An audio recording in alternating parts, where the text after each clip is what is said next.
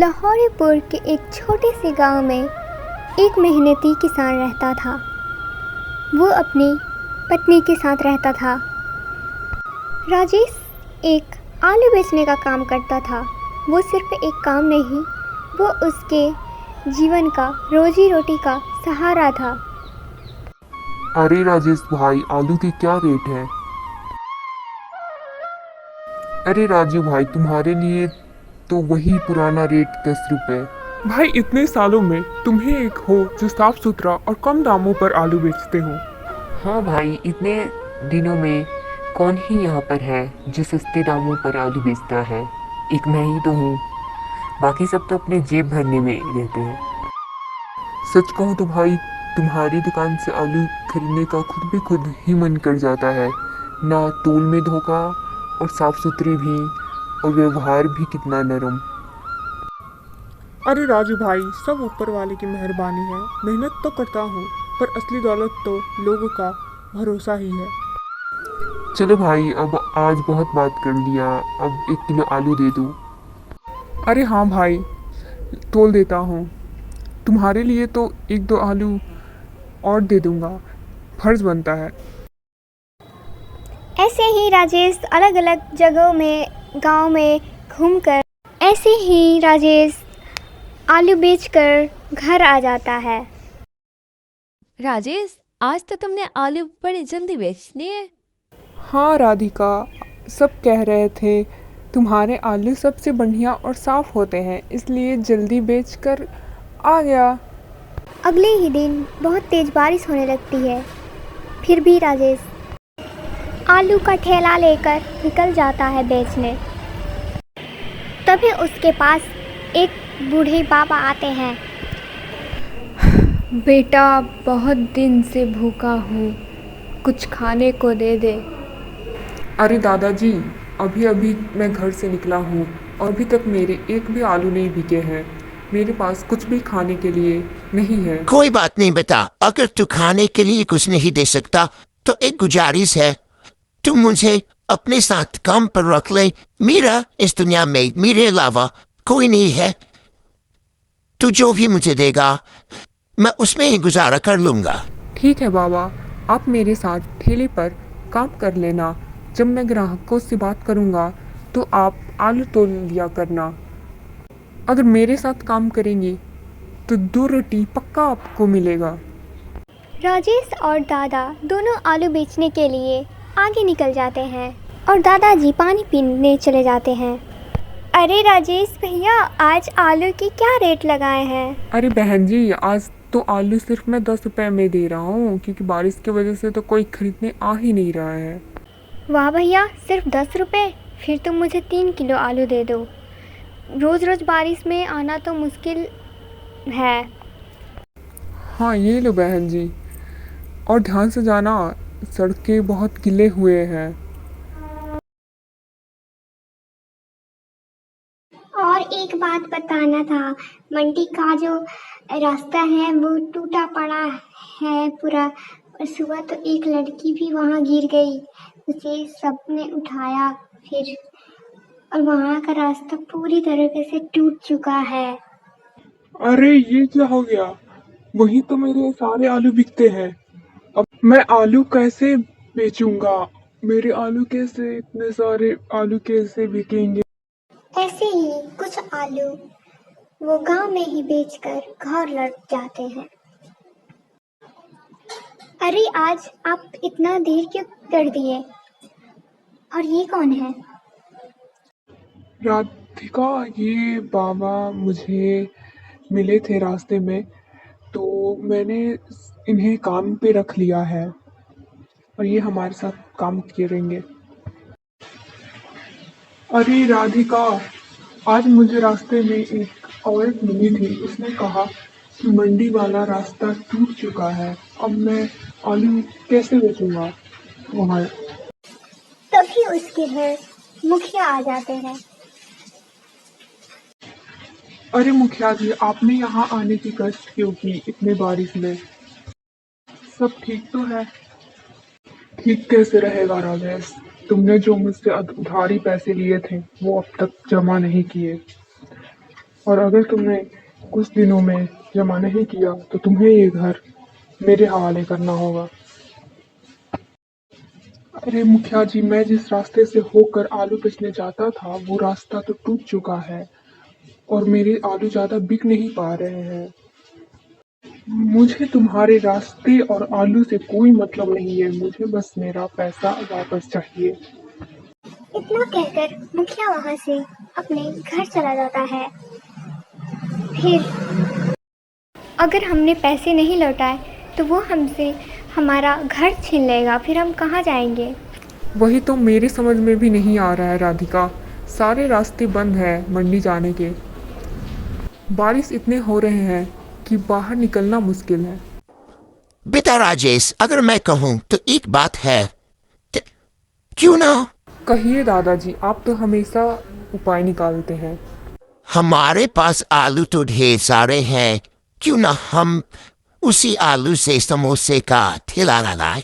बारिश में वैसे भी लोगों को तलब लगती है, गरम गरम समोसा खाने के। हमारे समोसे बिकेंगे। वो सब तो ठीक है दादाजी, पर मैंने तो कभी किचन में कदम ही नहीं रखा, तो मैं समोसा कैसे बना पाऊंगा? तू उसकी चिंता मत कर बेटा, मैं पुराने जमाने में ठेला समोसा का ही लगाता था और मैं बहुत अच्छा समोसे बना लेता हूँ। तुम बस मेरी मदद कर देना, जो तुम्हें आता है मैं बाकी सब कर दूंगा। हमारे पास सामान भी है और समय भी। अगले दिन राजेश और बाबा दोनों चले जाते हैं ठेला लगाने। बारिश बहुत तेज हो रही थी, तभी एक आदमी आता है। अरे राजेश भाई, ये क्या देख रहा हूँ? आप तो आलू बेचते थे, अब समोसे बेचने लगे? अरे दीपक भाई, क्या बताऊँ, बारिश ने तो जैसे ज़िंदगी ही बदल दी। मंडी जाने का जो रास्ता था, सारे रास्ते कीचड़ में लथपथ हुए हैं, जाने के कोई रास्ते ही नहीं बचे। इस वजह से घर में आलू भी बहुत थे, तो सोचा समोसे ही बना लेते हैं, ऐसे जाया तो होने नहीं दे सकते। दादाजी के आइडिया से समोसे का ठेला लगाना शुरू कर दिया। चलो अच्छा किया भाई, खाली बैठने से तो लाख गुना अच्छा है। कोई भी काम छोटा बड़ा नहीं होता और समोसे की खुशबू तो दूर से ही खींच ले आती है। कुछ ही दिनों में राजेश के समोसे इतने मशहूर हो जाते हैं कि रोज़ लोग दूर दूर से खाने आते हैं। दुकान अच्छी चलने की वजह से वो एक पक्का दुकान भी बना लेते हैं। दादाजी, मैं क्या कह रहा था, बिक्री तो अच्छी चल रही है, क्यों ना हम समोसे में आलू थोड़ा कम डालें, उससे हमारा मुनाफा और भी ज़्यादा हो सकता है। अरे राजेश, ये तो क्या बोल रहा है? अगर समोसे में आलू कम डालेंगे तो उससे समोसे का स्वाद बिगड़ जाएगा और लोग हमारी समोसे से ही हमें जानते हैं। नहीं दादाजी, लोग हमारे समोसे का इतने दीवाने हो गए हैं कि वो थोड़ा सा फर्क नहीं समझ पाएंगे, और अगर लागत कम होगा तो हम जल्दी अमीर बन जाएंगे। बेटा, धंधा सिर्फ मुनाफे से नहीं, लोगों के भरोसे से चलता है, और अगर हमने एक बार भरोसा खो दिया तो हम दोबारा उसे लाना मुश्किल हो जाएगा। धीरे धीरे राजेश समोसे में मिलावट करते जाता है और उसके मन का लालच बढ़ता जाता है। फिर एक दिन एक ग्राहक उसके दुकान पर आता है। अरे राजेश भाई, बुरा मत मानना, पर सच कहूँ तो अब तुम्हारी समोसे में पहले वाली बात नहीं, और अब खाने पर तो बहुत अजीब लगता था। पहले तो बहुत अच्छे थे, खाते ही मज़ा आ जाता था। अरे भाई, कैसी बातें कर रहे हो? समोसे तो मैं वैसे ही बनाता हूँ, अब शायद तुम्हें आदत हो गई है खाने की, तो शायद स्वाद महसूस नहीं होता होगा। नहीं राजेश भाई, मैं तो रोज़ समोसे खाता हूँ, पर अब सच में फीके लगते हैं, और समोसे में आलू भी काफ़ी कम लगता है। नहीं भाई, ऐसा कुछ नहीं है, कभी कभी मूड या तबीयत का भी असर पड़ता है स्वाद पर। शायद तुम्हारी तबीयत ठीक ना हो। नहीं, तबीयत तो ठीक है, पर बाकी लोग भी कुछ कुछ ऐसा ही कह रहे थे, तो इसलिए सोचा सीधा तुमसे ही पूछ लूँ। इतना कहकर वो आदमी वहाँ से चला जाता है। देखो बेटा राजेश, मुझे तुम्हारे साथ जितना काम करना था मैंने कर लिया, पर अब और मैं बर्दाश्त नहीं कर सकता। मैं अब जा रहा हूँ। ये कैसी बातें कर रहे हैं आप दादाजी? जब कोई नहीं था आपके पास तो मैंने ही आपको सहारा दिया था। मैंने ही आपको उठा कर लाया था।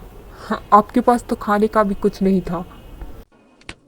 हाँ बेटा राजेश, मैं तुम्हारा एहसान कभी नहीं भूलूंगा।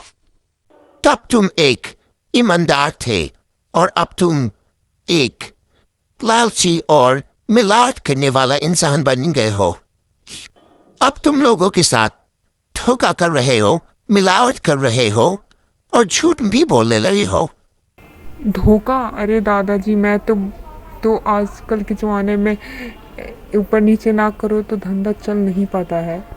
तुम्हारी यही सोच तुम्हें एक दिन ले डूबेगी। तुम्हारा ये समोसे का दुकान 11 दिन तक नहीं टिक पाएगा तुम्हारे इस झोल की वजह से। पैसा कमाना जरूरी है पर जमीन बेचकर नहीं। अरे जाइए दादाजी, अगर आपको इतना ही सब्र नहीं है तो मत रहिए मेरे साथ। आपको धंधा करने आता नहीं है और जब हमारे जैसे इंसान कुछ कमाने के लिए कुछ गलत करते हैं तो आप जैसे लोग ही हमें नीचा गिराते हैं। दादाजी दुकान छोड़कर चले जाते हैं। अगले दिन राजेश, दादाजी नहीं आया आज, क्या हुआ? कहाँ चले गए? क्या बताऊं राधिका, दादाजी दुकान छोड़कर चले गए। कह रहे थे कि मैं अब तुम्हारे साथ काम नहीं कर सकता, तू अब मैं बेईमानी पर उतर आया है। वो कह रहे थे कि मैं तुम्हारे धंधे का हिस्सा नहीं बन सकता। अब जमाना कहाँ से कहाँ पहुँच गया है और वो अभी ईमानदारी का ही माला जप रहे हैं। ये कोई बात हुई राधिका? राजेश, सच कहूँ तो दादाजी सही कह रहे थे। अब तुम समोसे में ज़्यादा ही मिलावट करने लगे हो। अब समोसे पहले की तरह स्वादिष्ट नहीं लगते हैं। अरे राधिका, तुम भी अब वही बात, कमाई में 24 रुपए ऊपर नीचे करने पड़ते हैं। अब तो हर चीज़ का दाम बढ़ गया है, चावल, आटा, मैदा, आलू।